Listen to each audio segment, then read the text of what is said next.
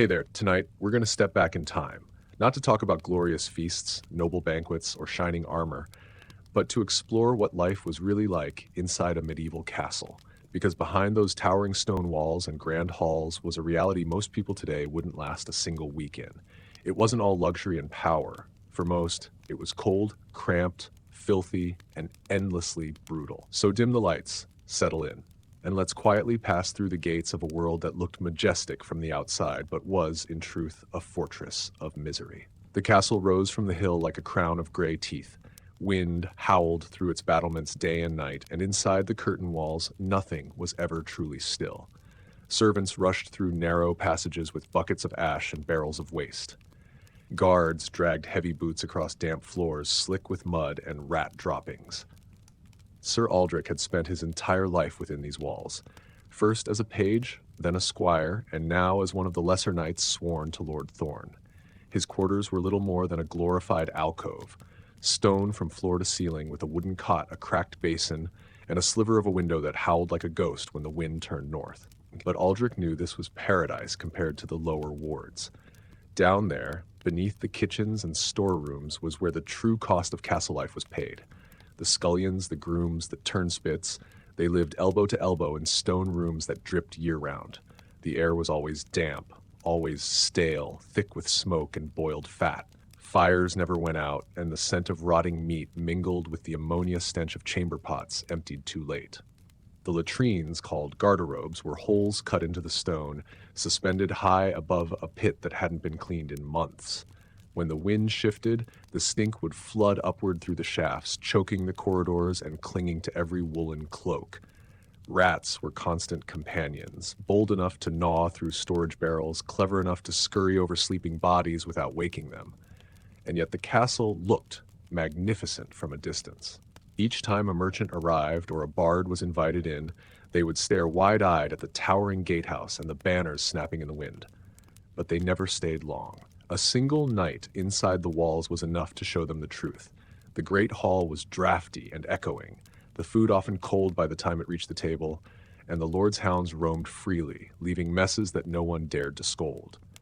Even the nobles lived without true comfort. Their chambers were large but unheated. Fires smoked more than they warmed, and bedchambers, though hung with tapestries, couldn't keep out the chill. The stone leached warmth from every body. Water froze in jugs by morning. And the noise, dear God, the noise. Castles were never quiet. There were always boots on stone, coughing from illness, creaking chains from drawbridges or portcullises, chickens squawking in the inner yard, blacksmiths hammering from dawn till dusk. At night, there was the low moan of the wind through the arrow slits, and always, always, the barking of dogs. Sir Aldrich tried to sleep through it all, pressed between scratchy wool blankets and dreams of fields he'd never seen. He told himself this was better than the mud villages, better than starvation, but some nights when the wind carried the stench of the privies up into his room, and the torchlight cast long shadows down the empty halls, he wondered if a wooden hut might be warmer than a stone throne. The castle wasn't a home. It was a fortress of survival, a prison carved from pride and limestone, and it was only the beginning. It was feast day, the kind of day peasants dreamed about, and one that nobles endured like an obligation written in blood. The kitchen had been awake since before dawn, 4 fires roaring, pigs roasted whole, and barley boiled in great copper pots the size of bathtubs. Steam coated the walls, turning the kitchen floor into a swamp of soot, spilled grease, and boot prints. In the great hall, servants hustled with trays of meat pies, candied fruits, and trenchers of dried bread soaked in drippings. The lord's table was set on a raised dais, laid with faded linen and gold goblets so tarnished they looked green in the firelight. Above, banners drooped from the rafters, heavy with years of accumulated smoke and spiderwebs. Sir Aldrich stood at attention with the other knights along the wall, armor polished, eyes forward, stomach twisting from the heavy scent of roasted flesh. He hadn't eaten since the day before, but as a knight of no special rank, he wouldn't see so much as a crust until the lords and their favored guests had finished licking their fingers. Feasting in a castle wasn't glamorous, not for those who lived there. The noble guests, draped in velvet and furs, talked over the musicians and laughed at jokes that had grown tired a generation ago. Dogs fought under the tables for scraps, snarling and snapping at each other while wine spilled freely on the rushes. Somewhere near the rear of the hall, a servant dropped a jug. The sound echoed like a death knell. The girl froze, her face ashen. Lord Thorne didn't shout. He didn't need to. One sharp glance sent the steward striding across the floor. The girl was gone within seconds, dragged through a side door toward the kitchens, where punishments were doled out behind closed doors with quiet efficiency. And still, the music played. Aldrich's throat itched with the smoke curling from torches mounted along the walls. His feet ached in his greaves, and the stench of unwashed bodies mixed with perfume and meat in a way that turned the stomach. This was what passed for luxury. When the feast ended, hours later, the nobles retired to their chambers or stumbled down to the lower halls in search of more wine, more pleasure, more distraction. The servants remained behind, cleaning bones from the rushes, gathering spoons, sweeping rat droppings from beneath the tables. Aldrich slipped away from his post. He passed the cellars where barrels of mead leaked sticky trails along the stone, and the air hung thick with mold and rot. He passed the barracks, where soldiers slept two to a cot and lice ran free. He passed the stables, where the horses had more hay than the servants had bread. He stopped at the outer wall, where the wind tore through a broken arrow slit and whispered across his face like a curse. In the courtyard below, 3 washerwomen scrubbed tunics in icy water, red fingers raw to the bone. One of them caught his eye. She didn't smile. No one in a castle smiled without reason. This was supposed to be the reward, the high life, the shining walls, and noble title. But for those inside, the castle was a weight. It pressed down, stone on skin, rank on rank, until every breath was borrowed and every comfort paid for, in silence. Even the Lord's own son, pale and sickly, had fled to the monastery 2 winters ago. Aldrich remembered the boy's words before he left. "I'd rather share a bed with a ghost than live another year behind these walls." And sometimes, in the quietest hours of night, Aldrich thought he could still hear that boy's footsteps in the west wing, pacing rooms that no one dared to enter anymore, rooms that had grown colder, quieter, waiting. Winter arrived like an unwelcome guest, dark, cold, and impossible to chase away. The wind whipped against the battlements so fiercely the torches sputtered out, plunging corridors into blackness. Servants padded through the darkness, carrying lanterns, their breath visible in puffs, each step echoing on stone so hollow it felt like the castle itself was groaning in pain. Sir Aldrich's morning began long before dawn. He peeled off frozen furs and strapped on armor that felt as frigid as the walls.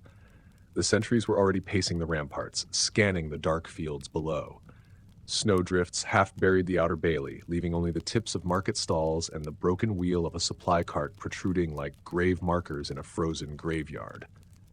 Inside, hunger gnawed deeper than any cold. The kitchens, once hives of frantic activity, now rationed every scrap. Broken hunks of salted meat were boiled into watery stew, thickened with handfuls of bruised turnips and stored grains so old they snapped like brittle bones. The scullions took their meal standing, elbows propped on jammed-open cellars where rats feasted on spilled flour, their squeaks punctuating each gulp and gurgle. The latrines were worse than ever. A winter thaw above ground turned the castle's cesspit into a poisoned lagoon beneath the foundation. Every time the wind shifted, the stench rose through the garderobes, black, sweet, and rancid. No one dared linger near those cramped corners. Instead, they learned to hold their breath at every knock on the door and pray they'd make it back to fresher air. By midday, the walls themselves had claimed their tribute.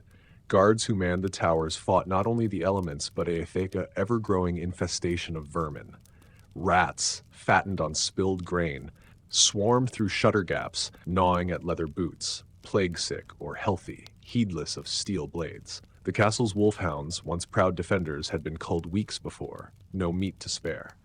Their absence left the corridors silent but for the scratching of claws on flagstones. In the great hall, Lord Thorne held council beneath frosted tapestries. He spoke of enforcing tolls on neighboring villages, of sending raiding parties to seize livestock, as if his words could stave off starvation. Aldrich sat on the bench, back straight, but every muscle ached with exhaustion. Outside the narrow arrow slits, villagers watched from frozen doorways, some desperate enough to barter their last goats for scraps of grain. The Lord's men optioned favors, took what they could, and left the rest to starve. That night, a hunched figure appeared at Aldrich's chamber door. Old Matilda, the castle's herbalist.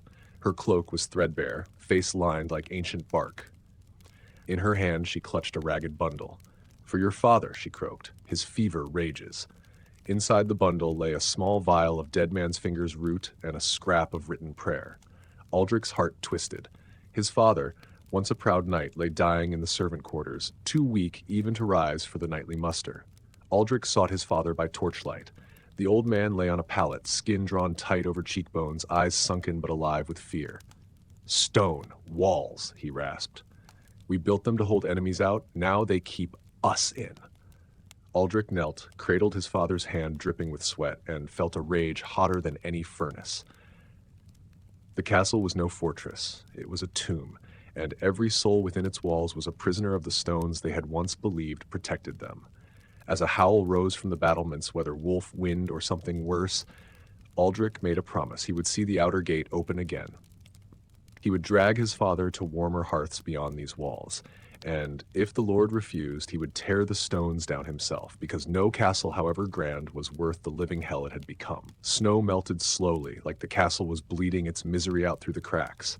Icicles dripped into pots and basins, placed under every leaking arch. The rushes on the floor, which had once masked the stink of humanity, now turned black with mildew. Wet footsteps trailed across the halls, and everything, every stone, every wall hanging, every face, looked as though it had aged a century in a single week. Sir Aldrich no longer wore his armor. There was no point. The iron chafed against his ribs and froze to his undershirt.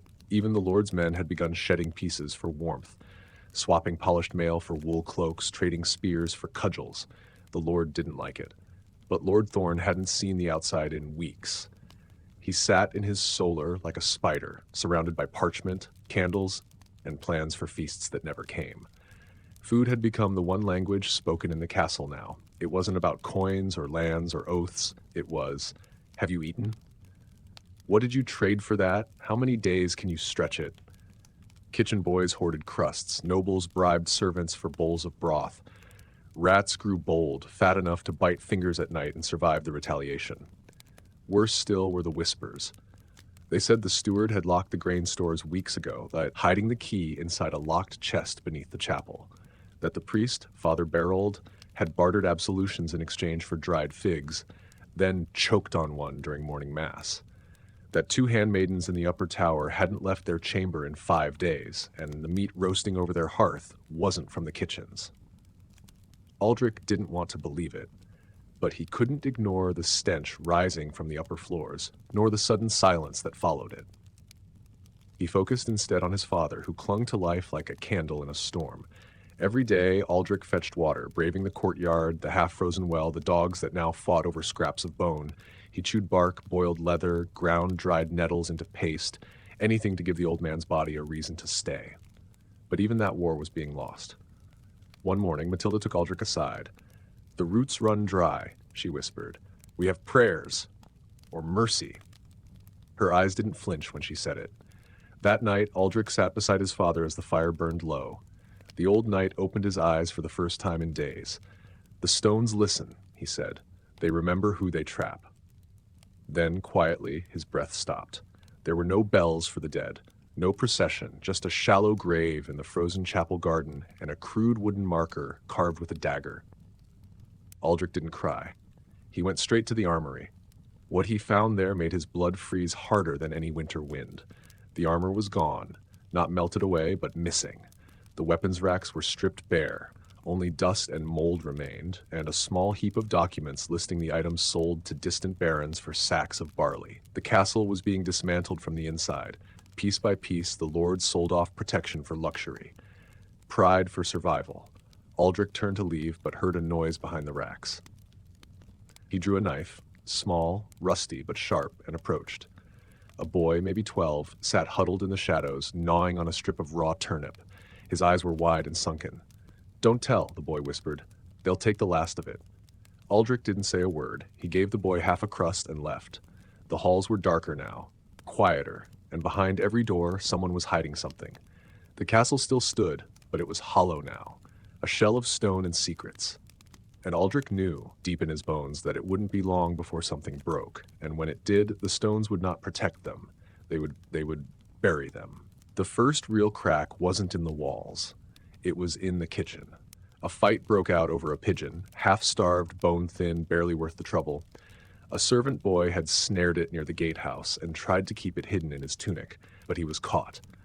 Not by a knight, Not by the steward, by two older boys, kitchen lads with soot-stained hands and wild eyes.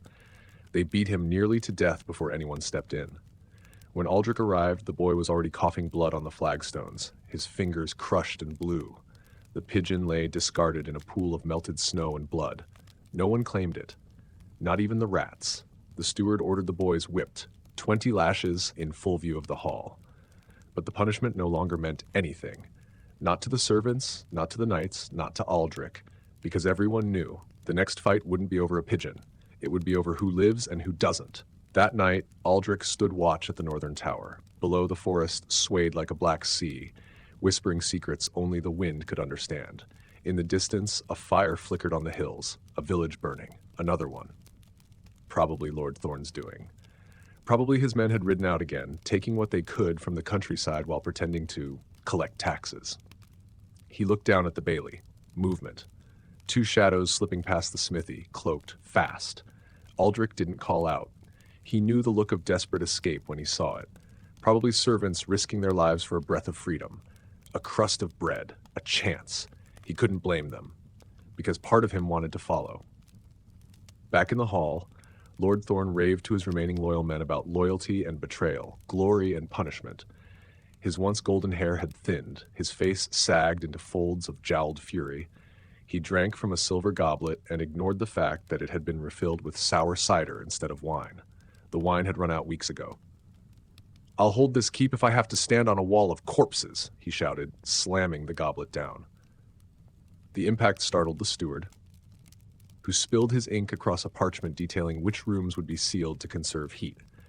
Aldrich stood behind the dais, silent. He thought about his father's words. The stones remember who they trap, and now they were trapping ghosts. The West Wing had been abandoned, too cold, too empty. Some said haunted, others said cursed. The truth was simpler. Too many had died there, and no one had the stomach to clean the rooms. So doors were barred, windows nailed shut. The wing was left to the wind and whatever lingered behind. Aldrich passed it every morning, and every morning he heard her footsteps behind the doors. Not rats, footsteps. But he told no one, because no one wanted to hear what couldn't be fixed. One morning a flag cracked and fell from the highest tower, whipping in the wind like a scream. The cloth hit the stones with a dull slap and lay there, crimson and gold, soaked and filthy. No one picked it up. No one had the strength. And Aldrich realized something then, as he stood beneath the shattered banner. The castle was dying, not under siege, not from enemy swords, but from within. And when it finally fell, no enemy would need to raise a blade, because the hunger, the fear, the silence, they would finish the job first. When the spring festival came, no one remembered what it was meant to celebrate. The date passed like a cruel joke, marked not by music or dance or roast boar, but by a silent gathering in the great hall. Lord Thorne insisted on tradition, though there was nothing to feast on, nothing to pour, and fewer mouths to feed than ever before. The long tables were set, but sparsely. The wooden trenchers held onion peels, bitter roots, and dark bread, so hard it had to be cut with a dagger. Wine had vanished long ago, and what filled the cups now was a lukewarm barley broth with flecks of grease floating on top. Candles flickered in iron sconces, casting long shadows over the stone walls, but even the flames seemed hesitant to stay. Aldrich sat at the end of one bench, hands folded, watching the eyes of the men across from him, thin faces, dull skin, movements slowed by malnutrition and dread. These were knights once, veterans of skirmishes, men who'd ridden out proudly in iron and steel. Now they chewed their food like prisoners, flinching at every creak of wood, every distant clang of metal. The servants didn't join the meal. Most hadn't been seen in days. Rumors spread that they had sealed themselves in the cellars or escaped through forgotten side passages. One knight swore he saw a young scullery maid fleeing with a torch toward the woods 3 nights ago. No one followed. There was no point. At the head table, Lord Thorne raised a cup. His voice echoed in the chamber, trying to be grand. "We endure," he said, "because our blood is noble, our cause just." No one answered. Even his steward, pale and twitching, refused to lift his eyes. The Lord drained the cup and slammed it down. Behind him, the hearth was cold. No fire burned that night. Later, Aldrich slipped away from the hall and climbed the narrow steps of the eastern tower. From there, he could see the entire courtyard and the forest beyond. The trees were returning to life. Green buds pushed from skeletal branches, and the last patches of snow dissolved into the soil. But inside the castle, spring felt 1,000 miles away. The graveyard behind the chapel had tripled in size. New markers, hastily carved, leaned into the thawing earth. No prayers were said anymore. Just shallow pits and stones with initials etched by dull blades. Aldrich's fingers clenched the edge of the parapet. Below, someone was dragging a crate across the stones, slow, deliberate. He squinted through the fading light. It was the steward, dragging salt barrels. Empty salt barrels. He was hoarding them, maybe for sale, maybe for escape. The man moved like a ghost now, hunched, paranoid. Aldrich watched as he pried open one of the barrels and slipped something inside, his ledger, maybe. Coins. A small sack. He knew he should stop him, report him, but instead he turned away, because the truth was there were no rules left. Not really.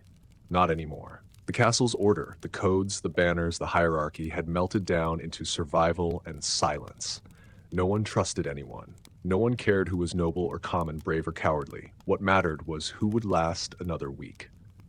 Aldrich descended the tower in the dark. The stairs groaned under his boots, echoing into the quiet halls. When he reached his chamber, he lit a single candle. And for the first time he wrote a letter, not to a lord, not to a friend, but to the walls. A record, so someone would know what it had become. So if anyone ever returned, they'd read it and understand. The stones had watched centuries of life pass between them, and now they were watching it die. The castle no longer woke with the sunrise. It stirred slowly, reluctantly, like a sick animal that knew morning meant nothing. There were no bells for prayer, no clatter of hooves in the courtyard, no kitchen clang. Only the wind and the sound of stones shifting beneath weightless footsteps. Aldrich moved through it like a ghost among ghosts. Each corridor he passed had grown narrower, as if the very walls were closing in. Once, the castle had echoed with the voices of dozens, guards, pages, stewards, cooks, maids, scribes. Now he could walk from one side to the other and not meet a single soul. They hadn't fled. They had vanished. The steward was gone. His room, when Aldrich pried it open, was stripped bare. A few empty jugs, an overturned stool, a pile of salted rags where the ledger used to be. No sign of struggle. No blood. Just absence, the kind that felt louder than a scream. Some said he'd taken a secret tunnel through the chapel. Others whispered he'd gone mad and leapt from the ramparts. Aldrich didn't care. The man had known the accounts, the supplies, the exit routes, and now that knowledge had disappeared with him. The great hall remained unlocked, but no one entered it. Too many memories. Too many echoes of laughter, of lies, of failures. The high table stood like a coffin lid, draped in dust and the final crumbs of pretense. The hearth had long since gone cold. Instead, the survivors, if they could be called that, gathered in corners, tucked behind half-collapsed doors, nestled in unused servant passages, or curled into storage rooms reeking of mold and forgotten grain. They no longer asked questions. They no longer gave names. Even Matilda had stopped speaking. She'd taken to sleeping with a knife tucked under her sleeve. When Aldrich asked why, she simply looked at him. Not at his eyes, at his hands. He didn't ask again. Outside, spring teased the horizon. Birds returned to the woods. Flowers began to bloom in the meadows beyond the wall, but none of it reached the castle.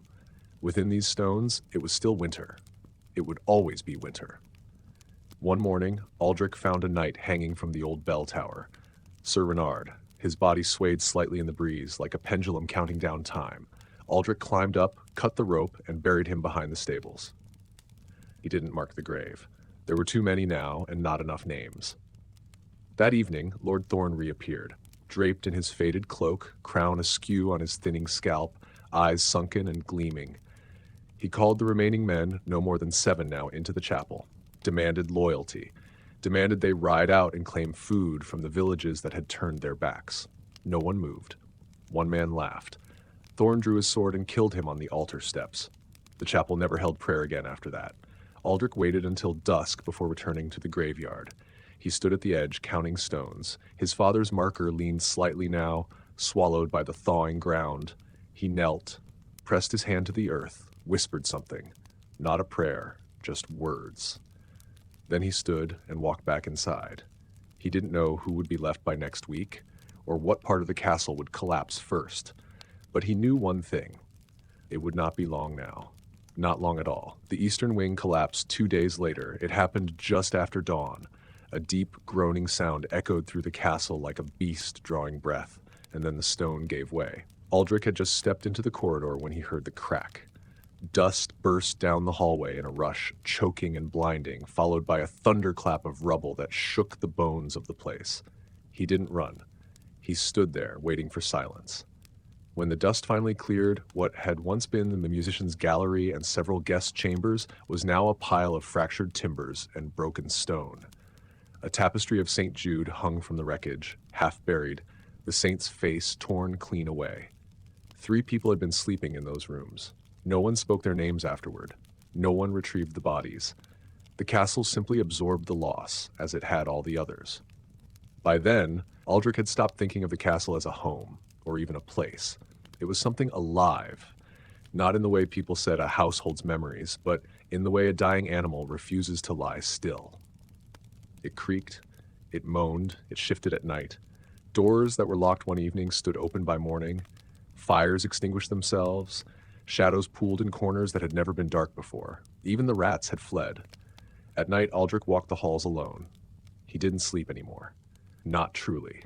Not with the walls whispering, not with the wind crying through the arrow slits like it mourned something long dead. He kept his father's old dagger close and listened, always listened for that one sound that never came. Hope. The kitchens were sealed now.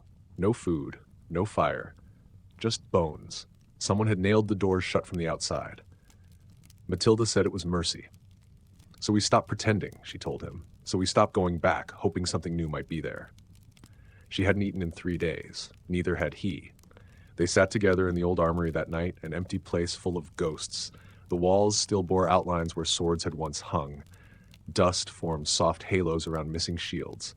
Matilda reached into her cloak and pulled out a single shriveled apple, wrinkled, bruised, still whole.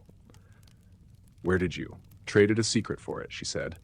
He didn't ask what the secret was. They split it in silence. The juice was sour. The flesh mealy. It was the best thing he'd tasted in weeks. Later, she told him about her brother, about the last letter she'd tried to send, hidden in the steward's ledger, hoping someone outside would find it. She didn't cry.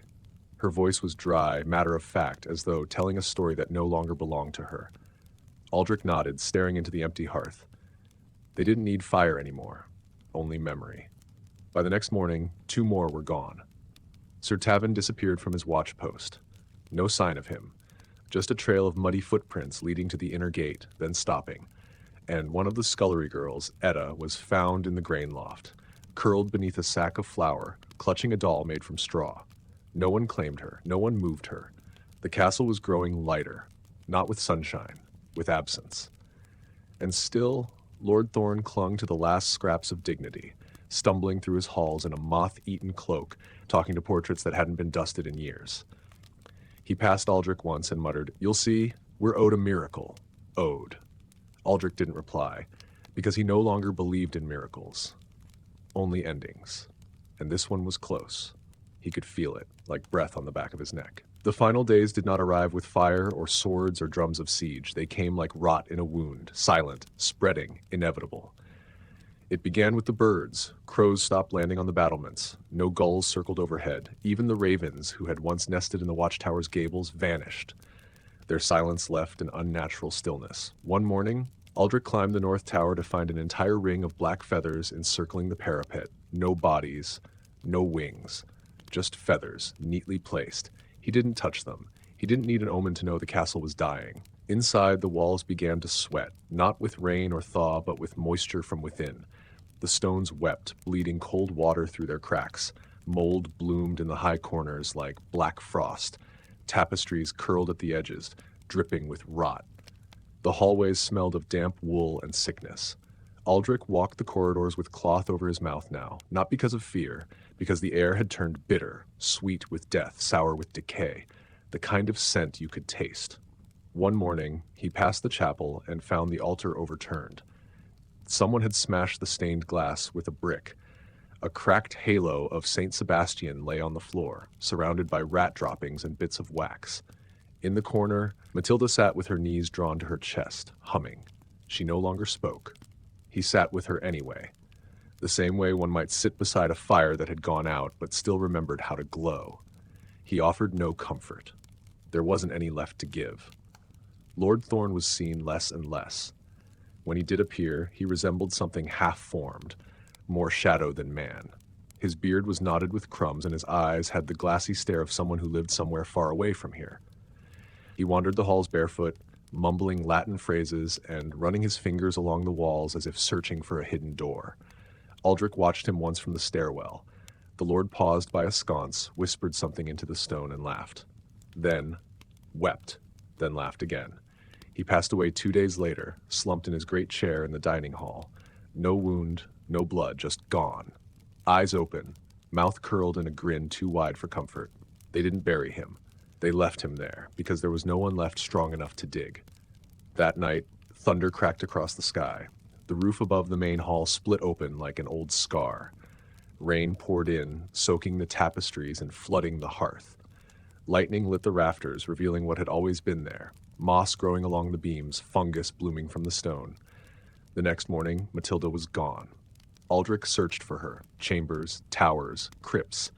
He found only her knife, laid neatly on the steps of the east wall, pointed outward, not inward. She'd chosen to walk away, alone, or she'd chosen to die with dignity. Either way, she'd made a choice, and that was something. Aldrich stood at the gatehouse at sunset, hand on the rusted lever that had once raised the portcullis.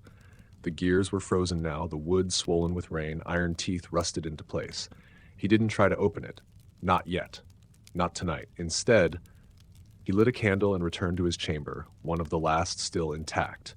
There, he unrolled the parchment he had hidden beneath the floorboards. The story he'd been writing.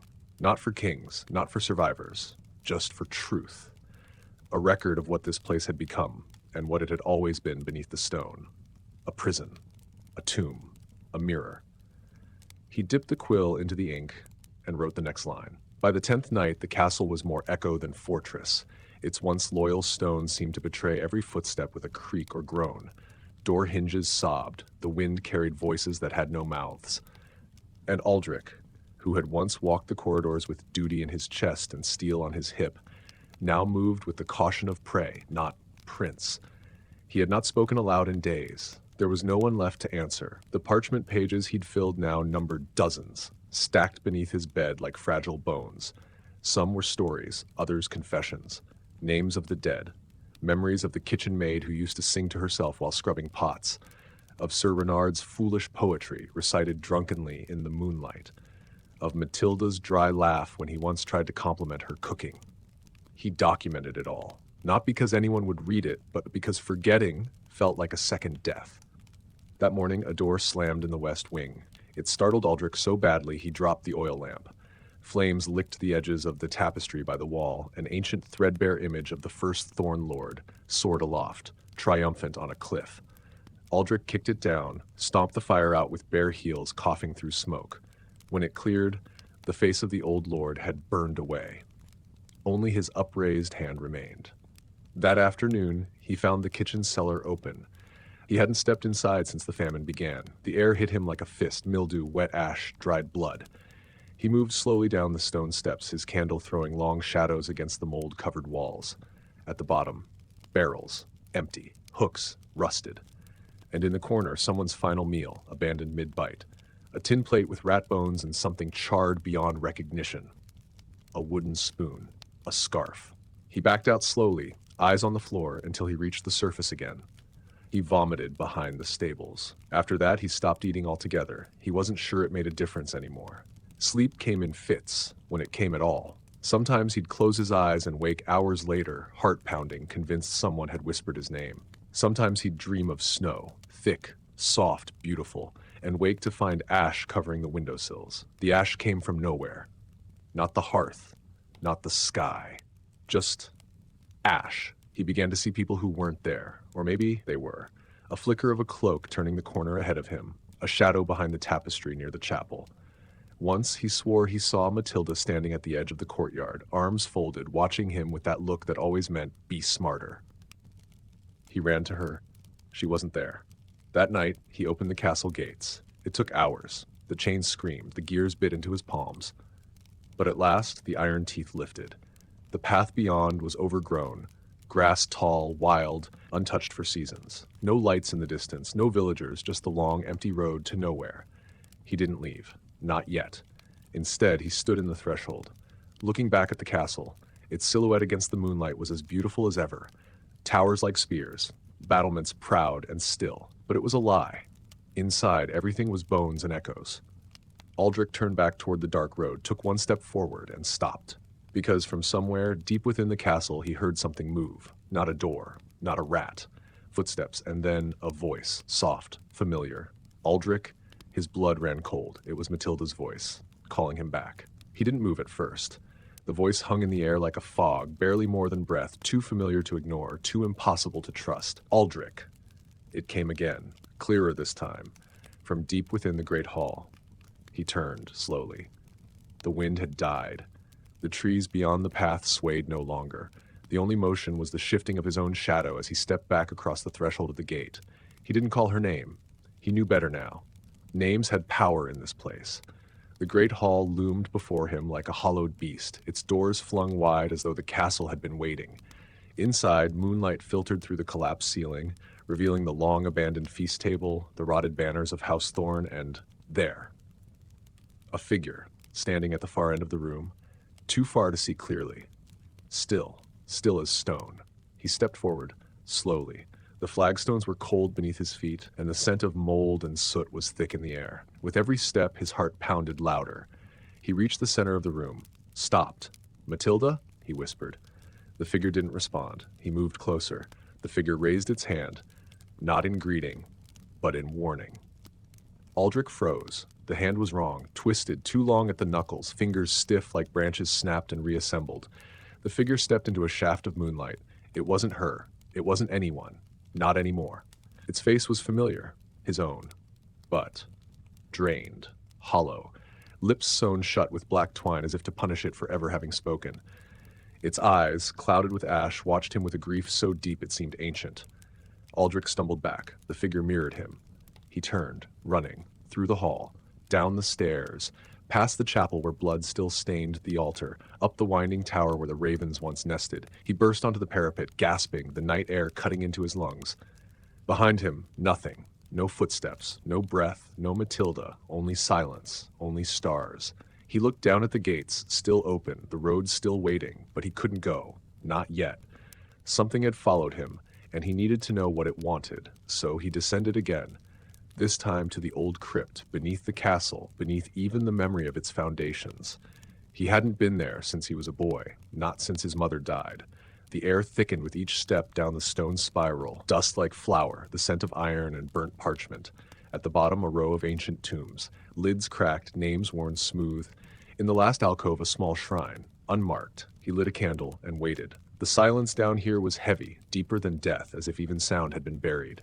And then, scratching. Soft at first, then louder, coming from beneath the nearest tomb. Aldrich rose. He placed his hand on the cold stone. The scratching stopped. A pause. Then, a whisper. Too quiet to understand, too near to ignore. He closed his eyes, listened, and at last the voice came through like breath through smoke. "You never left, Aldrich." The candle flickered, then died. Darkness swallowed the crypt whole. Aldrich didn't scream. He didn't move. The whisper still echoed in his ears, curling behind his ribs like smoke. "You never left, Aldrich." A truth or a curse, he wasn't sure which. The cold beneath his feet now felt deliberate, purposeful, like the stone was breathing him in. He groped for the wall behind him, rough, damp, real. But reality in this place was a fragile thing. When he opened his eyes, the crypt had changed. The tombs were still there, but the dust was gone. The moss, the mildew, all of it vanished. Instead, torches flickered from iron sconces, casting gold light on polished stone.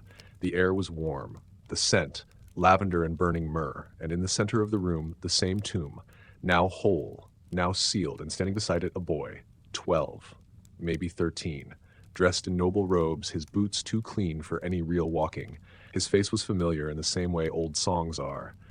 You don't remember hearing them, but you know the words. The boy looked up. "You wrote us down," he said. Aldrich blinked. "What?" "You wrote our names, our deaths, the truths they tried to bury under stone and bread and sermons." But you forgot something." The boy stepped forward. "You forgot yourself." Aldrich stared at him, confused. I'm not one of you. Yes, you are. The crypt pulsed. The light turned sour. The warmth twisted into damp chill. The boy was gone. In his place, bones, laid neatly across the tomb like offerings, a skull cracked at the temple, tiny fingers curled into fists of dust, and in the wall behind the tomb, a mirror, not glass, water. It rippled when Aldrich stepped closer, showed him not his face, but dozens, all his, older, yawing, burning, laughing, versions of himself stretched across time, trapped in different moments of the same nightmare. He stepped back. The mirror didn't, it stepped forward, and the crypt vanished. He stood in the great hall again, empty, burned, the ash now ankle deep. The sky above was black, no stars, just smoke. The castle moaned, low, like something tired of waiting. Aldrich dropped to his knees. He didn't cry, he listened, and for the first time in weeks he knew what the castle wanted. Not vengeance, not escape, witness. It wanted to be seen for what it truly was, a monument to forgetting, a reliquary of regret. Not haunted by ghosts, but by memory itself. So he stood, walked to the old desk in the steward's chamber, took out his final page, and wrote one last sentence. Let no one rebuild these stones. Then he lit the paper, watched the flame crawl, and didn't look back. The flame took its time. It wasn't a blaze, not at first, just a slow, reluctant kindling, like the castle itself had to consider whether it wanted to burn. The parchment curled gently in the hearth, blackening from the edges inward. Aldrich didn't move. He sat cross-legged on the cold floor, watching his final words disintegrate into ember and ash. Above him, the rafters groaned. He had no more illusions about survival. This was not a suicide. It was an offering, a reckoning. For the first time in months, the castle was quiet, truly quiet. Not the empty silence of abandonment, but the kind that follows a confession. The fire took the tapestries next, dry from time and neglect, then the velvet of the thrones, then the rotted banners of House Thorn, which ignited with a sound like a sigh. The flame climbed with purpose now. It moved like memory. Aldrich rose to his feet. He walked through the great hall one last time, past the cold fireplace where they used to gather during winter feasts, past the wine rack where Thorn once offered nobles gifts to secure their silence, past the long table where Matilda had once sat, sharpening her knife, listening more than speaking. He passed the old nursery, still, and the broken bell tower. Silent. No alarms now. No prayers. Just flame. When he reached the main gate, the wind met him like a friend. Cold, yes, but real, honest. He looked back once, not in mourning, in acknowledgement. The castle, his whole world once, was now a silhouette of fire against a black sky. Sparks leapt into the wind like startled birds. Wood cracked, stone hissed. The very air seemed to bend and warp under the heat. It wouldn't last the night, and that was the point. Aldrich stepped onto the overgrown road beyond. No sword, no bag, only himself.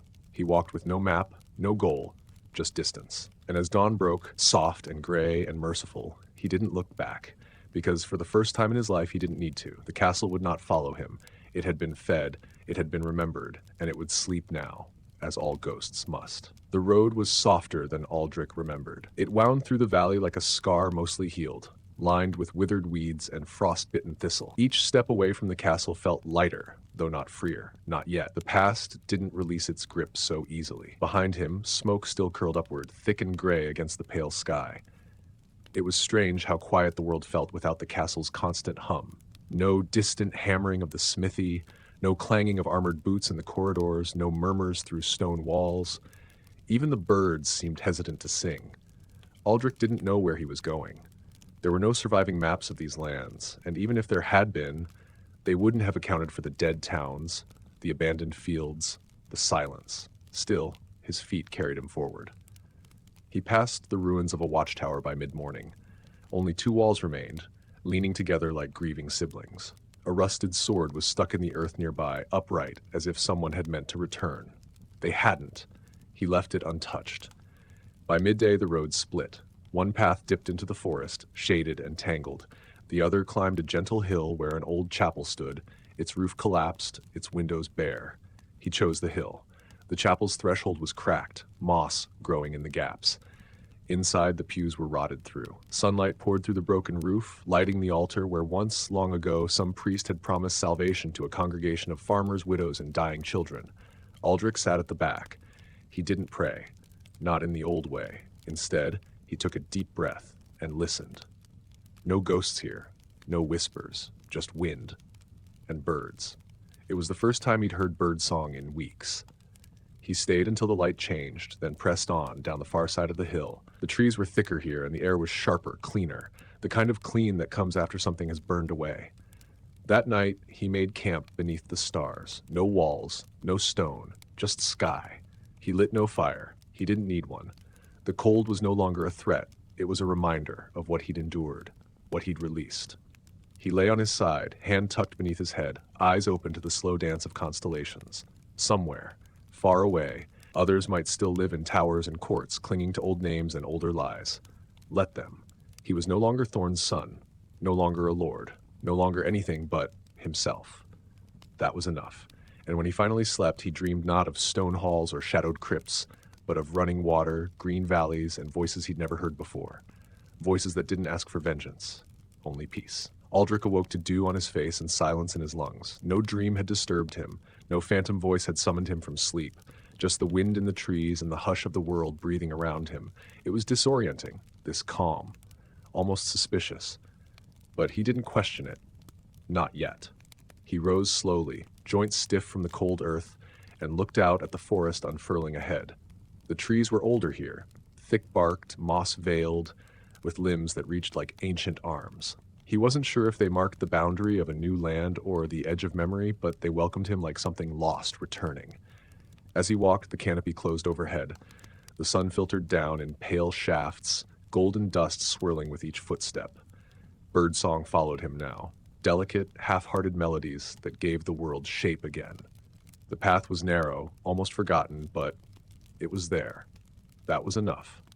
By mid-morning, he came upon a stream. It wound through the trees like silver thread, shallow and fast, with clear water that showed the round stones beneath. Aldrich knelt beside it, cupped his hands, and drank. The cold shocked his teeth. It felt like truth. He splashed his face, washing away the soot, the ash, the weight of sleep. His reflection stared back at him, older than it should be, but unbroken. That was something. He followed the stream east, letting its murmurs keep him company. And before long he saw the smoke. Thin, gentle, rising above the treetops like a question. He froze. A fire meant someone. Someone meant risk. But it also meant the world hadn't entirely ended. He moved carefully, sticking to the trees, until the forest thinned and the path opened into a clearing. There, tucked between the roots of a hill, sat a cottage. Stone walls, thatched roof, a small garden still alive despite the season. A woman stood outside. She was older than Aldrich, her back curved from years of work, her hands stained with dirt and ash. She didn't look up as he approached, just turned another clump of earth with her spade, slowly, methodically, like she'd been doing this long before he arrived and would keep doing it long after he left. He cleared his throat. She didn't startle. "I don't mean harm," he said. She nodded once. Not afraid, just measuring him. "Hungry?" she asked, voice rough like weathered bark. Aldrich hesitated. Then, yes. She pointed to a stool by the door. He sat, she disappeared into the house. Birdsong returned. The wind rustled the leaves like dry paper. When she came back, she brought bread, coarse and dark, and a small bowl of something warm. Lentils, maybe, and thyme. It didn't matter. It tasted like being alive. They ate in silence, and when they were done, she finally asked, "Where from?" He looked toward the trees, toward the smoke no one else could see. "Nowhere," he said, "but not going back." She nodded again, as if she understood exactly. "I lost a son," she said after a long moment, "years ago, to a war that didn't want him and a crown that forgot him." Aldrich lowered his eyes. "I was a son once," he said, "to a house that burned." Neither of them spoke after that, not for a long time, but the silence between them wasn't empty. It was shared. Aldrich stayed. Not forever, but longer than he'd meant to. At first, it was the warmth. The way the roof didn't creak with menace, the way the hearth didn't spit out forgotten voices. The woman, her name was Bryda, didn't ask questions. She offered no sermons, no judgments. Just tasks. Fetch water, chop wood, turn the soil, fix the fence. The kind of work that asked for your hands and gave your mind a place to rest. There were no books in the cottage, no tapestries, no crests on the walls, only tools, drying herbs, and the worn scent of something always cooking. At night, Aldrich slept on a pallet near the fire. He didn't dream. And in the mornings, the light came without dread. Bryda wasn't kind in the way nobles imagined kindness. She didn't fuss or flatter. Her words were blunt as stones, and her rules were few. Don't waste bread. Don't lie.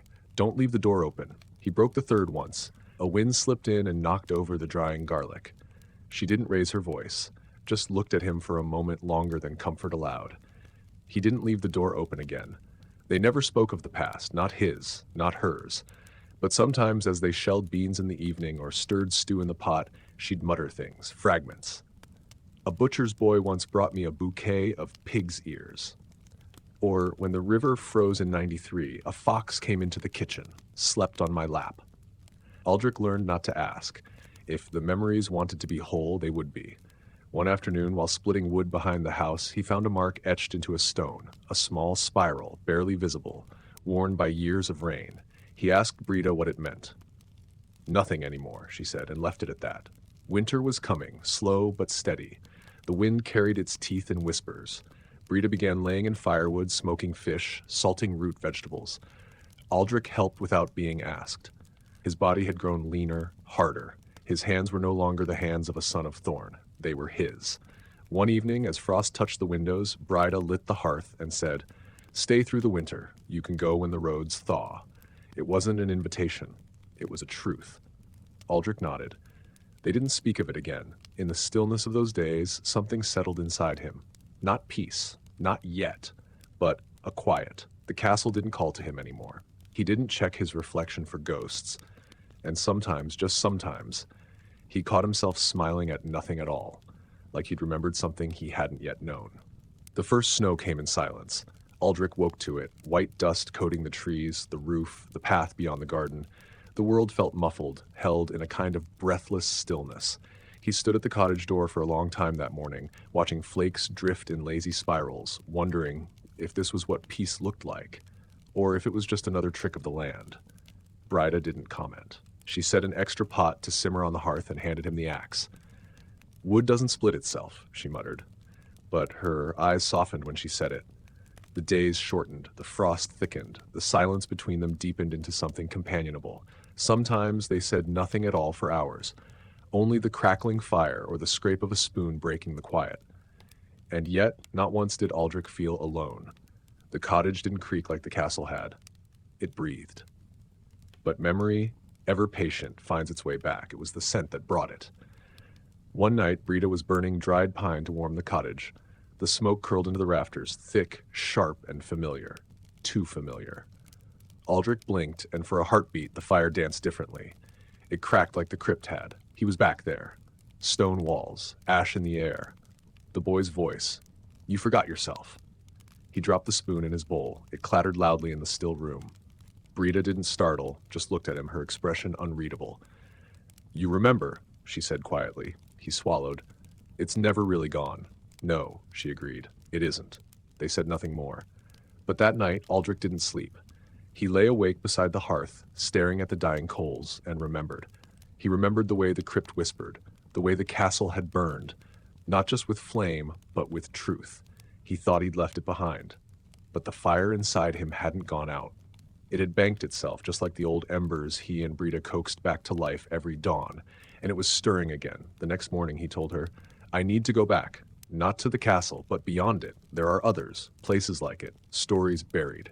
Brita nodded slowly. She didn't ask why. Instead, she packed him a bundle of food, dried apples, hard cheese, a flask of strong tea.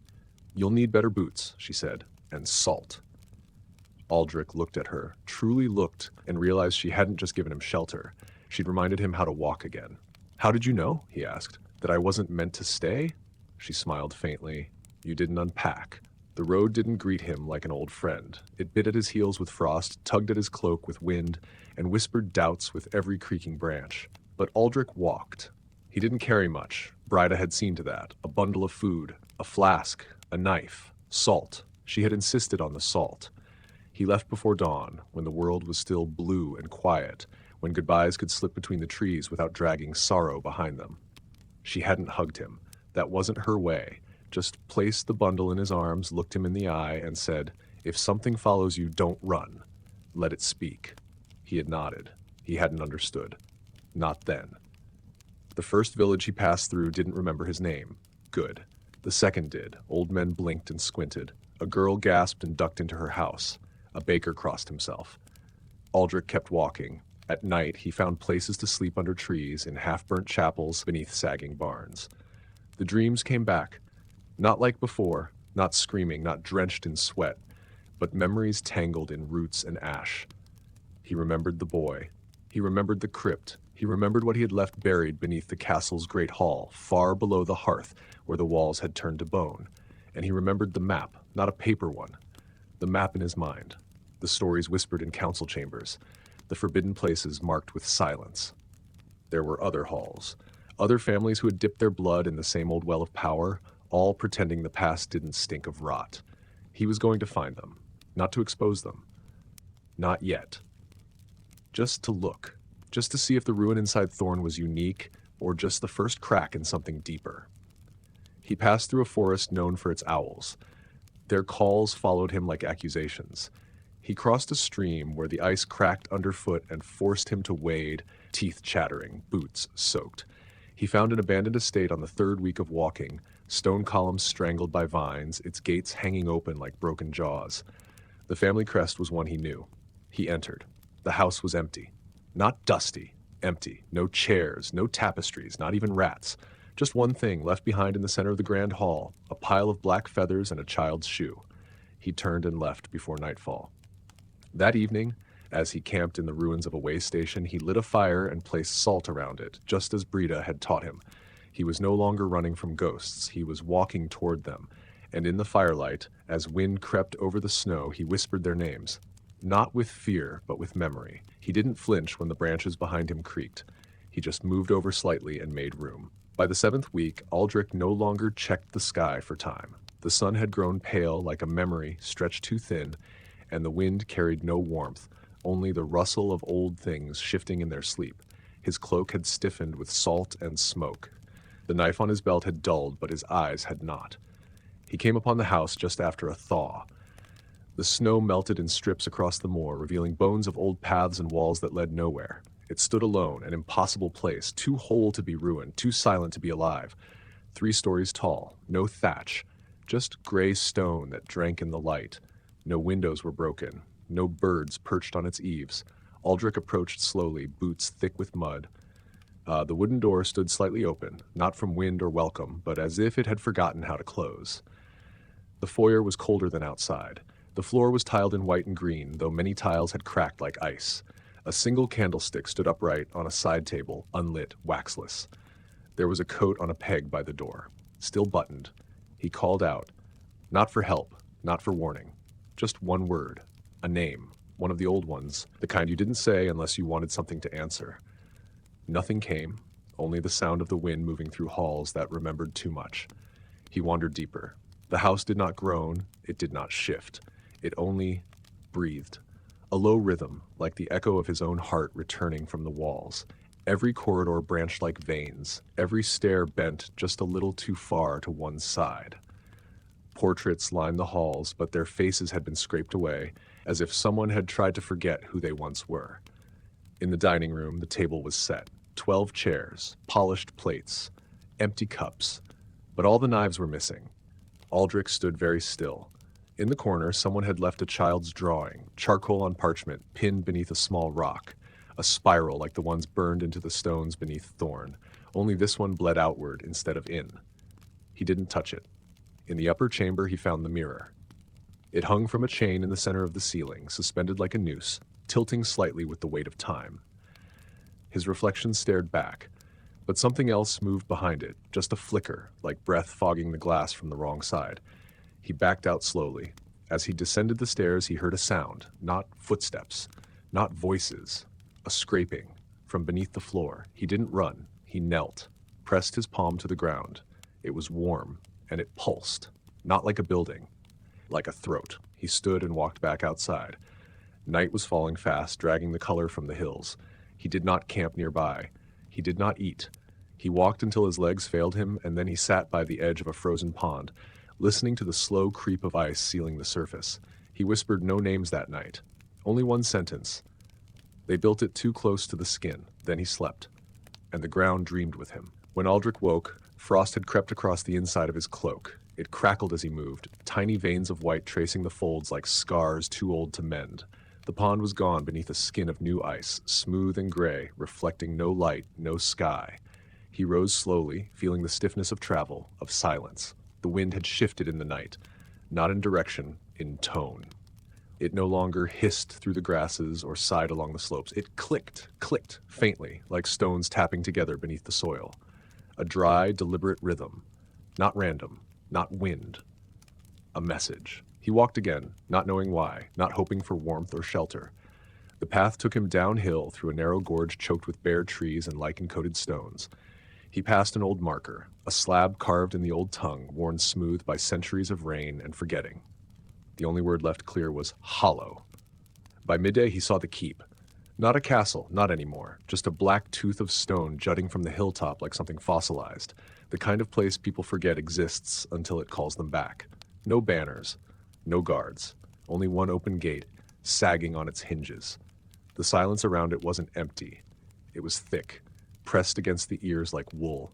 Aldrich passed through the gate with no thought of turning back. He'd forgotten how to imagine safety.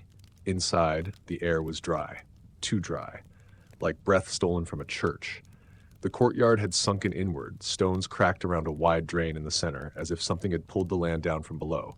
He stood above it, listening. There it was again. That rhythm. Not tapping now. Breathing. A slow draw and release, like bellows inhaling the memory of the place. Around the courtyard, doors hung ajar, leading into chambers with no light, no warmth, only the echo of things that had once been people. A boot here, a child's wooden toy there, a book open to a page that had been clawed through, not torn. He did not speak, his voice would not matter here. The spiral appeared again, this time carved into a pillar with such depth it had cut through to the other side. And from that wound in the stone, warmth radiated. Not the warmth of fire, the warmth of skin. Aldrich laid his hand against it. The stone was soft. Just for a moment, then it tensed like a muscle. He backed away, but not fast enough. Behind him, the drain in the center of the courtyard gave a long, shuddering sigh. Not air, a name. His, whispered not in sound, but in memory. Aldrich turned and saw the ground move. It didn't crack or crumble. It parted, slowly, reverently, revealing not a tunnel, but a throat. Lined with stone, shaped like flesh. Wet. Waiting. He did not run. He stepped forward, lips dry, hands shaking, because he remembered what the old woman in the village once told him, that not all castles are built by men. Some are grown, and the ones that grow do not sleep forever. When he passed below, the gate closed, but the breathing did not stop. It only grew louder. It did not feel like descent, not at first. The slope curved too gently, the air too still. The walls narrowed around him, but never enough to press. Instead, they breathed, subtly, like wet fabric swelling with heartbeat. Moss clung to the stone like old skin, flaking when touched. There was no torchlight, yet he could see. A dull amber glow pulsed from veins along the walls, as if some unseen sun bled behind the stone. Aldrich moved without sound. The passage silenced his steps, muffled his breath. Even his thoughts seemed to speak quieter down here. He passed old things on the floor, a rusted blade, a cracked antler, a strip of fabric with a child's stitching, all too far from their places of origin, all carried here, as if the castle had drawn them down like marrow from a broken bone. The floor became wet, not with water, but something heavier, sticky. It clung to the soles of his boots. The smell was not rot, it was sweet, cloying. The scent of old things forgotten in dark cellars, of fruit sealed in jars too long, of wax and bone. And the deeper he went, the more he remembered. Not of his life, but of others. A field where a woman had once stood waiting for a rider who never returned.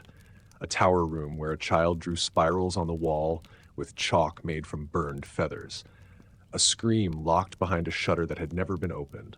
These memories came unbidden, not in images but in weight, like dust settling on his bones. He passed beneath a great arch, not built but grown. Its shape was imperfect, ridged like a rib, and beneath it stood a table, stone, round, 12 seats, but only 10 figures. Each sat motionless, tall, robed in cloaks of black and green, faces hidden by masks shaped from stone and antler. Their hands were long and thin, draped gently on the table's edge. One of them turned its head. Aldrich froze. It did not speak, but its mask split, not down the center, but along the jawline, revealing hundreds of tiny teeth set in concentric circles. The mouth did not open wide. It bloomed, another figure turned, then another, and the table itself began to hum, low and deep like the sound of wind beneath the earth. He stepped backward, but the path behind him was no longer there, only wall, wet, beating. The figures stood. One extended a hand, long and wrong, with too many joints. Aldrich did not take it, but he understood. He had not been brought here to witness. He had been brought here to remember. The castle was not just stone and wall, it was a vessel, a choir of memory, a mouth through which the forgotten sang themselves back, and it needed him to hum the first note. The masked figures began to circle him, their movements slow, ritualistic, not cruel but inevitable. He closed his eyes, and the spiral bloomed behind his eyelids. He saw the village again, the door, Astrid's hands, the bone, the songs that came before language. He did not scream, he listened, and the castle, at last, answered. There was no more walking after that. The floor did not vanish, but it forgot its shape. Aldrich drifted, not with grace, but like a stone dropped into still water. The figures moved around him in silence. Their robes didn't rustle, and their feet made no sound. Only the low hum continued, echoing through the walls and into his ribs, into the meat of him. He did not know how long it lasted. Time folded down here, creased and worn, like an old letter read too often. When the hum broke, it did not fade. It peeled, like bark from a tree, like cloth from skin. And then a voice spoke. Not in words, not to his ears, but inside him. Do you remember now? Aldrich opened his eyes. He stood in a room of mirrors, not glass, but reflections, stone polished so finely it showed not just his face, but everything beneath it, every wound, every grief, every forgotten choice that brought him to this place. Each mirror held a different version of him, young, old, laughing, screaming, kneeling in the snow outside the village, crawling through tunnels of bone. He turned. Behind him a figure stood. Not masked, not cloaked. It wore his face. But it was not him. Its eyes were hollow, and its skin had the texture of old wax.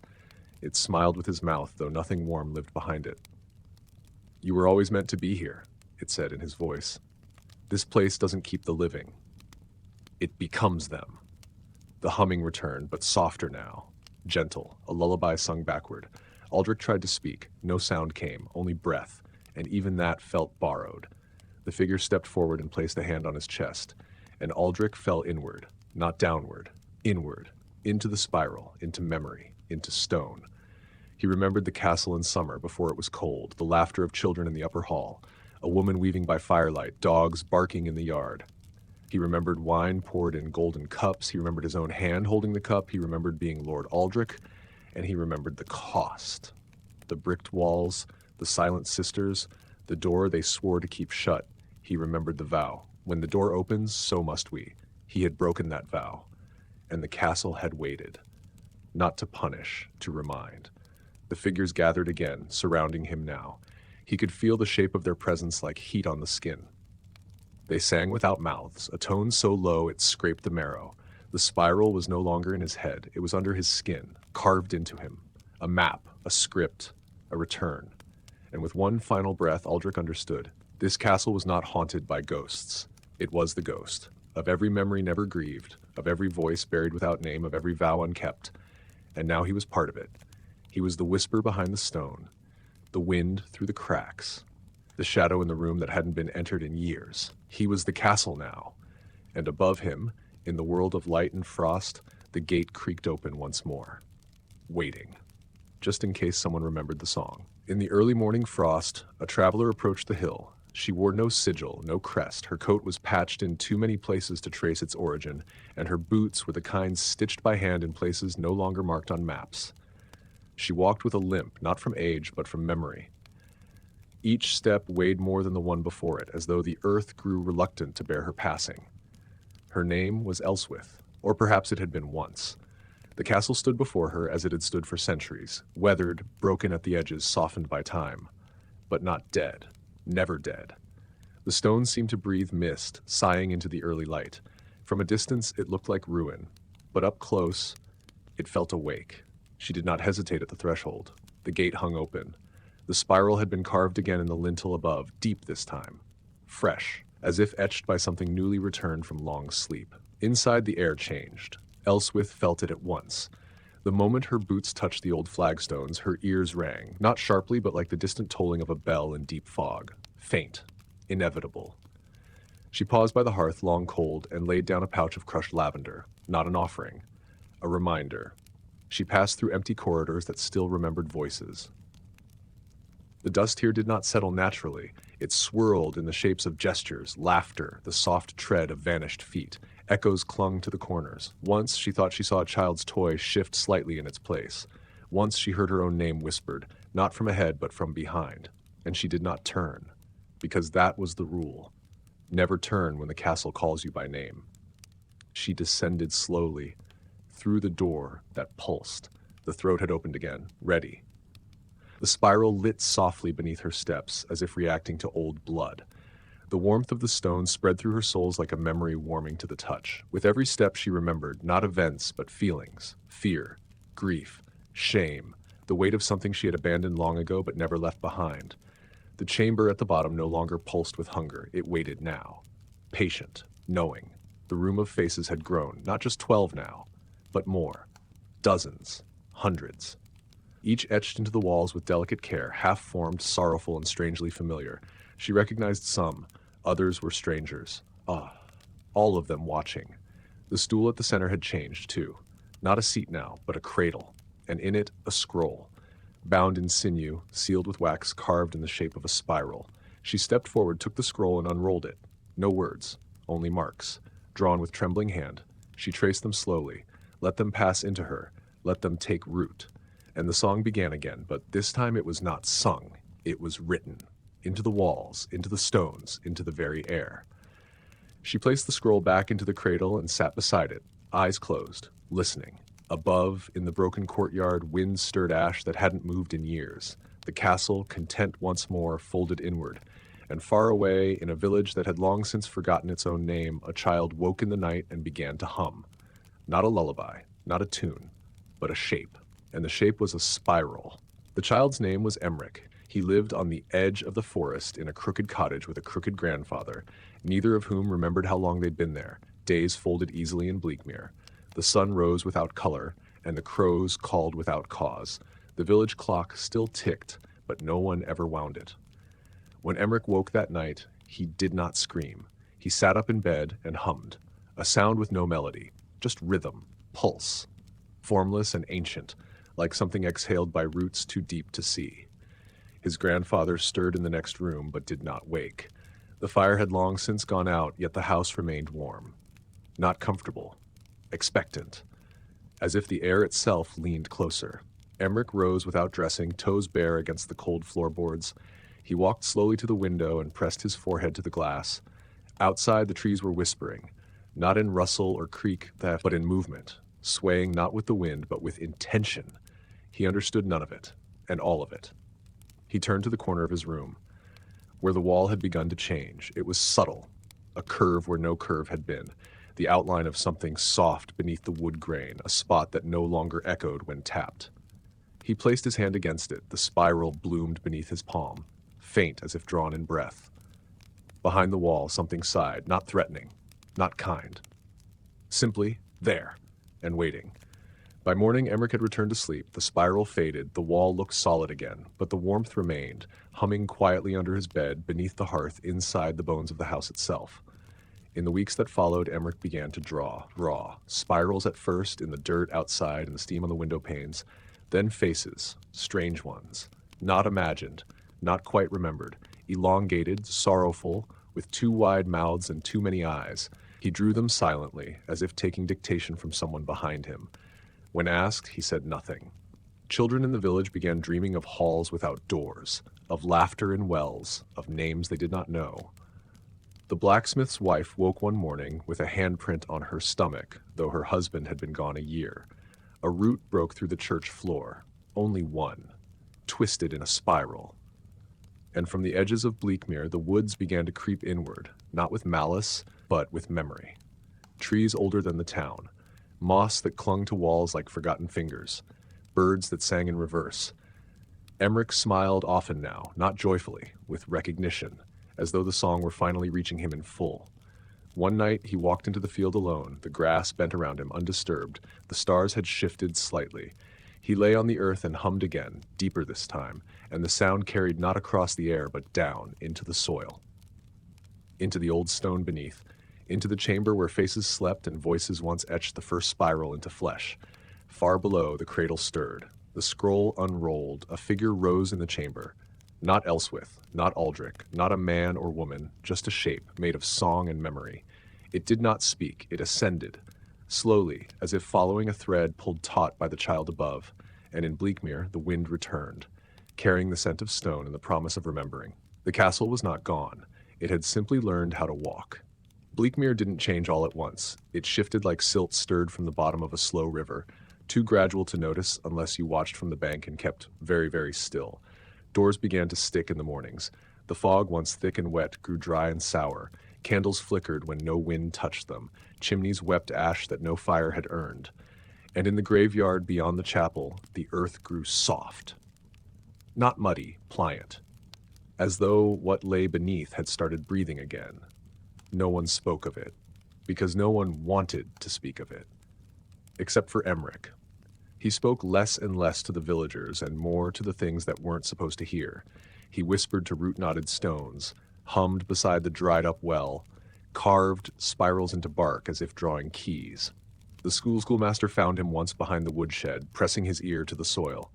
When asked what he was doing, the boy said, "Listening. She's nearly here." They didn't ask who. The children had already begun to dream of her. Not as a woman, not exactly. As a shape wrapped in old cloth, trailing vines and teeth and lullabies. As a tower that walked on limbs made of timber and iron. As a castle that did not sit still but searched. One girl drew her, teeth made of doors, mouth shaped like a chapel bell. She said the castle would come not to destroy, but to gather what it had forgotten. By winter, 3 houses were gone, not burned, not collapsed. Gone, as if lifted cleanly from the earth and carried away like eggshells, where they had remained only soft impressions in the frost, and spirals, always spirals, carved deep into the stone foundations, into the frozen grass, and into the skin of those who had dreamt too deeply. Small, painless at first, just a line that curled across the shoulder or down the spine.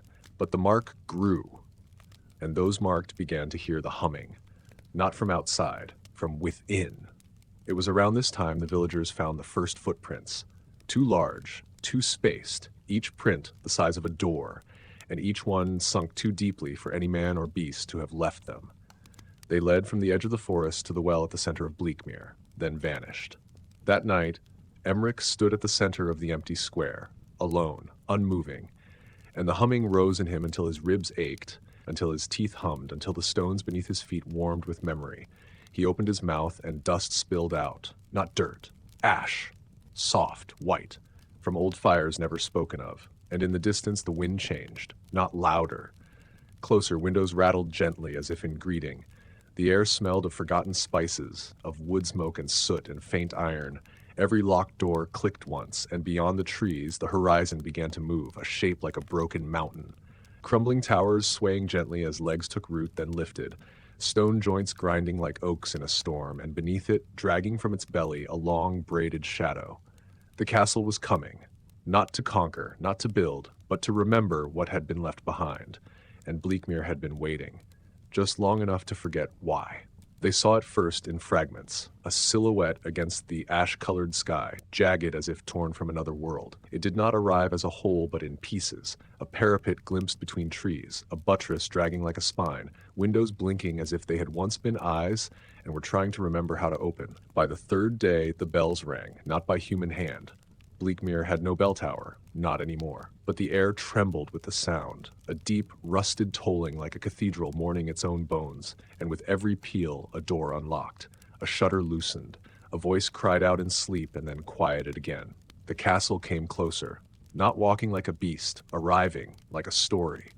Aldrich's tower was there, though shattered, the cradle room half exposed to the wind, the great hall upside down and pouring with sand. It groaned as it moved, dragging pieces of earth with it, roots, wells, graves. Statues clung to its sides, some cracked, some smiling. Chimneys jutted from its flanks like teeth. Birds did not circle it. They fled. Elswith's cradle still sat in the highest window where no room should exist, And in the very center of the moving ruin, behind stone ribs and warped arches, the room of mirrors pulsed with breath again. Inside, it was quiet. The faces had changed. Not stone now. Flesh, glass, bone, memory. They moved slightly when the wind passed through them. They whispered not names, but pieces of names. Syllables lost in time. Fragments of promises made beside dead hearths. And in the center, on a new stool carved from spiral-marked ashwood, sat Emmerich. Not older. Not younger. Just changed. He hummed still. But the sound came not from his throat. It rose from the stones, passed through him, echoed outward like a tide. His fingers traced shapes in the dust that glowed briefly, like fireflies caught in a dream. The villagers gathered in silence. No torches, no weapons. Some wept, some simply knelt. The castle loomed above them, still now. Watching, if such a thing could be said. Waiting. And Emmerich stood. He did not speak, but they heard it anyway. You left something behind. The words came from beneath their feet, from behind their ribs, from the cracks in their walls. Not accusation. Invitation. The ground shook once, only once. And then the castle opened, not with doors, with memory. Rooms unfolded like lungs, stairs unwound downward into roots, tables laid themselves with dust-covered plates, chairs pulled back with no hands, and the villagers, one by one, walked in. Not compelled, not forced, but called, to find what they'd buried, to listen again to the song they'd silenced, to sit in rooms they'd sealed and speak to the faces that still remembered them. Emmerich waited until the last had entered. Then he placed a single stone beside the cradle, a spiral carved into its surface, and he whispered to the wind, "We remember now." The castle breathed, its towers lowered, its stones softened, and together they slept, not gone, just waiting, until someone else forgets. Not all who entered returned. That was never the promise. There was no pact, no curse, no gate that snapped shut behind them. The doors remained open. The stairways remained lit with that faint root-colored glow. The air was still breathable, if tinged with the scent of long-cooled hearths and damp wool. But for many, once they passed the threshold of the castle, they simply stayed. Not out of fear, out of recognition. They found rooms they'd never built, filled with belongings they'd never owned, but still remembered touching. A hand-carved cup with their initials, though they'd never carved. A shawl that smelled of someone lost decades ago. The grain of the wood beneath their fingertips stirred recollection like warm breath against the nape of the neck. The floor knew the shape of their footsteps before they took them. Others moved quietly from hall to hall, not speaking, eyes wide, brushing their palms along the walls as if they might read them, as if the stone had become a kind of skin, and the castle itself a memory clothed in ruin. It was Ulla, the beekeeper's daughter, who found the room with the names. At first glance, it was a library, rows upon rows of parchment scrolls tied in silk, their ends yellowed with time, but none bore titles, none carried seals. When she reached for one, it unraveled at her touch, revealing only a single word, her name. But not as she spoke it, as her grandmother once whispered it in the dark, soft with fever. When she turned, the shelves had shifted. There was no door, only more scrolls, and beneath her feet, carved deeply into the flagstone, a spiral, long and sharp, curling in upon itself like a question that answered only with silence. Ulla sat and began to read. Above, Emmerich moved through the highest chamber with the ease of someone who had grown into a house that once wore him like clothing. He was taller now, though not aged. He left no footprints, but the stones brightened beneath him, recognizing his passing. He passed through rooms that shimmered briefly with memory. Here a crib, there a funeral bed, elsewhere a garden of wooden flowers, their petals whispering the names of those long returned to earth. The spiral in the center of the castle beat slowly, not like a heart, like a bell. Each toll summoned another part of the past into view, griefs unspoken, joys buried for their shame, secrets that had never found a mouth brave enough to shape them. The walls listened and recorded, and somewhere far below, in a vault carved not by tools but by silence itself, sat the oldest spiral. No carving, no paint, just void. A place not marked, but remembered. It pulsed with the steady breath of everything that had ever been forgotten, and it was growing. The castle did not consume. It gathered, and the more it gathered, the further it reached. Beyond Bleakmere, beyond the forest, into villages that thought themselves safe by distance, into hearts that hummed songs they could not name. The wind had learned the tune now. and it carried the memory of the spiral from mouth to mouth, from cradle to grave, from ruin to root, waiting for someone to forget themselves, just long enough to come home. Winter's breath had thinned the air, casting brittle shadows across Bleakmere's frost-hardened earth. The villagers who remained moved with quiet urgency, eyes drawn often to the horizon where the forest's edge blurred into mist. The castle, that is no longer distant and silent, loomed like a living scar etched into the sky, an ever-present reminder that the past was not done with them. Ellsworth's cradle had long since vanished from the highest window, but its echo hung in the cold air, vibrating beneath the skin like a whispered secret. Emmerich, now more shadow than boy, wandered the village with hollow eyes, lips moving in the language only the stones could hear.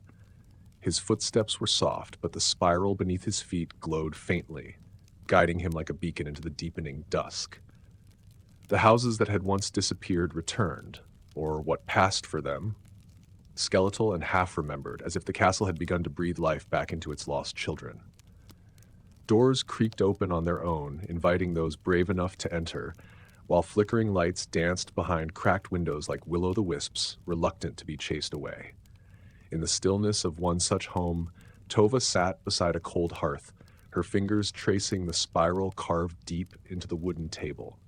The mark pulsed beneath her touch, a rhythm steady and ancient. Her eyes shimmered with tears unfallen, memories trapped like insects in amber, of laughter she could not quite reach, of sorrow she could not shed. Outside, the wind carried the sound of the song. Not sung aloud, but felt, a vibration in the bones, a pulse in the blood. It wove through the village streets, curling around the gnarled branches of the leafless trees, threading its way beneath the frozen earth. The spiral had become a breath, a heartbeat, a whisper carried on the edge of the world.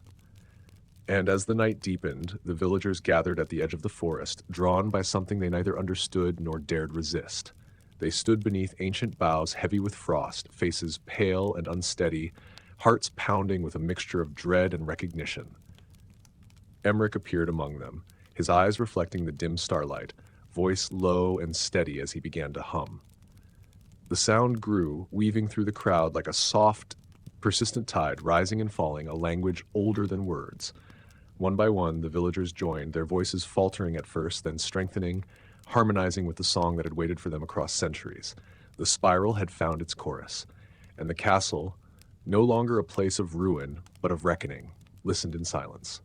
The song rose higher, filling the chill night air with a melody both mournful and strange, woven from the threads of forgotten voices and half-remembered dreams.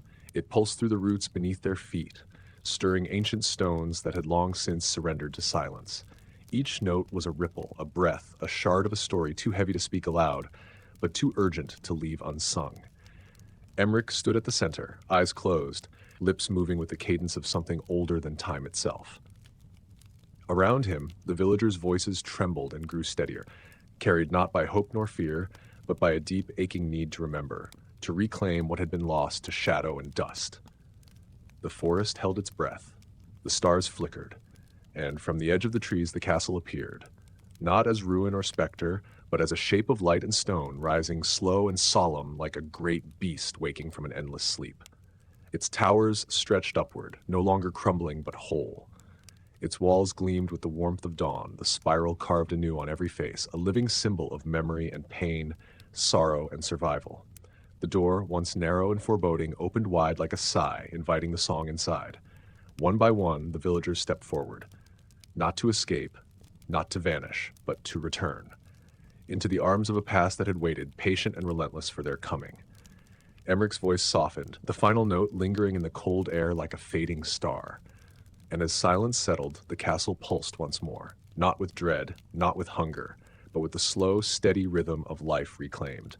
Bleakmere was still there, but it was no longer empty, for the spiral had sung its last note, and the nightmare had finally become a home.